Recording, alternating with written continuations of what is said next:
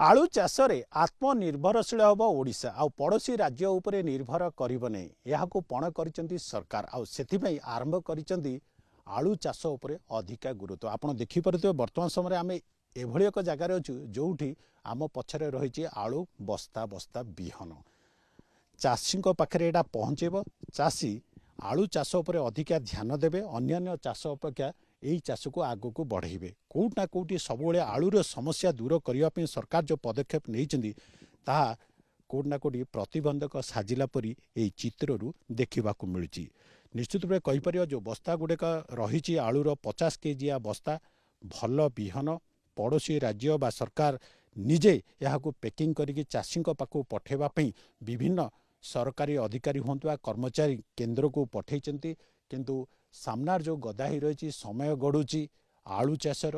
जलवायु ठीक रही किंतु चाषी कोउट ना कोउठी अमंग एभली चाष करने प्रशासन अधिकारी हुए तो से बुझाऊँ चाष करने समस्ते ना लिखि आलू बिहन नेबापी आसुना एभली एक चित्र देखा मिली कोरापुट जिला हरडापुटू सरकारी फार्म आम सहित अधिकारी अच्छी सार आम आलू बस्ता भी देखुचु आलू कथा कहले सब चर्चा भी होची आमे पड़ोशी राज्य कथा कहवा बा वेस्ट बेंगल उपरे निर्भर करवानी आपण माने प्रयास करुचंती किंतु ये 100 क्विंटाल बस्ता केबे सरीबो आ काहेकी पड़ी रही नहीं देखु आमर जयपुर ब्लॉक पर ए वर्ष 115 एकर आलू चाष बिहन आसीला केते क्विंटाल बस्ता सब आसीला 690 क्विंटाल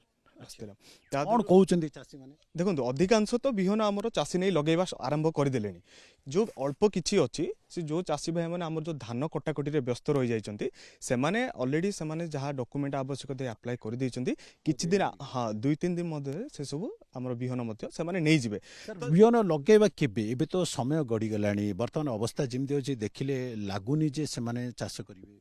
नहीं नहीं निश्चित भाव बिहन समय जाइनी एबे तो आमर ठंडा पड़ी कोरापुटर जो क्लाइमेट अच्छी आमे डिसेम्बर लास्ट पर्यंत लगे पार कहीं आमर जो शीतटा फेब्रुआरी लास्ट पर्यंत आमर एक्सटेंड करुच्ची जोटा कि आलू चाष कोरापुट से बहुत ही उपादायक अच्छी तो ये जहाँ भी अल्प किसी बिहन अच्छी चाषी भाई मैंने जो मैंने धान कटाकटी व्यस्त अच्छा किसी दिन 2-3 दिन मध्य से बिहन नहीं जाए आमर जहाँ भी टार्गेट एथर अच्छी सरकार से निश्चित भाव आम फिल्ड में चाष कोरापुट जिला पे केते टार्गेट अछि टोटल कोरापुट जिला 1200 हेक्टर टार्गेट अच्छी आमर जयपुर एवं देखो जमी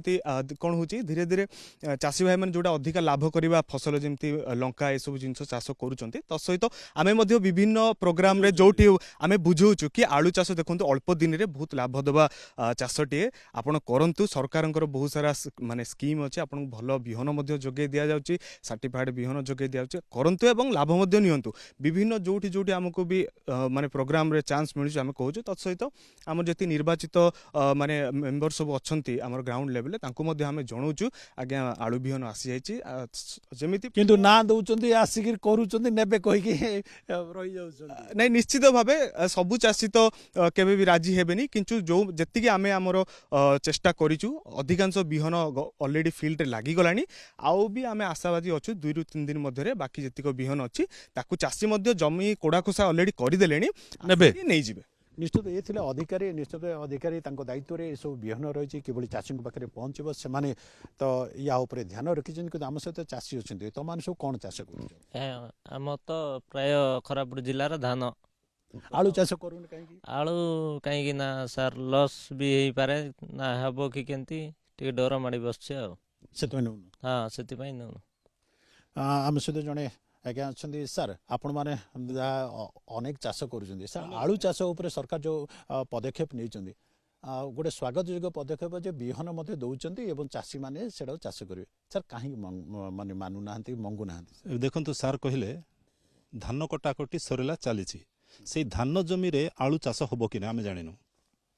आमर जमी अच्छी डंगर आउ बेड़ा माने जमी जो धान होची सेठी आम केवल धान करिवार अभ्यस्त अच्छु किंतु सेई जो जमी रे आलू चाष हम कि we don't know about the awareness तेज से प्रकृत कौन करी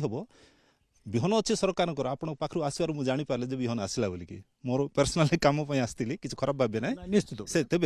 प्रकृत से जो चाष जमी रे धान चाष जमी रे आलू हम कि ना सी आम जानू ତେଣୁକୁ ଆମେ ଇନିସିଏଟିଭ ନେଇନୁ ନିଶ୍ଚିତ ଭାବେ କୋଉଠି ନା କୋଉଠି ଆମେ ଚାଷୀଙ୍କ ପାଖରୁ ଶୁଣିଲେ ଅଧିକାରୀଙ୍କ ପାଖରୁ ଶୁଣିଲେ ଯାହା ସରକାରଙ୍କର ଯେଉଁ ପ୍ରୟାସ ରହିଛି ଆଳୁ ଚାଷ ଉପରେ ତାକୁ ନେଇ ଚାଷୀ କେତେ ମାନେ ଗ୍ରହଣ କରୁଛି ସେ କଥା ମଧ୍ୟ ଜାଣିଲେ କୋଉଠି ନା କୋଉଠି ଏଭଳି ଏକ ଚିତ୍ର ଦେଖିବାକୁ ମିଳୁଛି ଯେ ଚାଷୀଙ୍କ କ୍ଷେତ୍ରରେ ଆଳୁ ଚାଷ ହେବା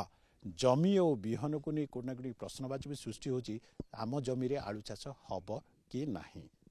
ତେବେ ଦେଖିବାକୁ ବାକି ରହିଲା ଏହି ବିହନ ଚାଷୀଙ୍କ ପାଖରେ କେବେ ପହଞ୍ଚିବ ଏବଂ ଚାଷୀ ଆଳୁ ଚାଷ କରୁଛି ନା ନାହିଁ। ହରଡ଼ାପଟୁ ଗ୍ରାମରୁ କ୍ୟାମେରା ପର୍ସନ ସତୀଶ ବିଶ୍ୱାସ ରାୟଙ୍କ ସହ ରମେଶ ସାହୁ, କନକ ନ୍ୟୁଜ।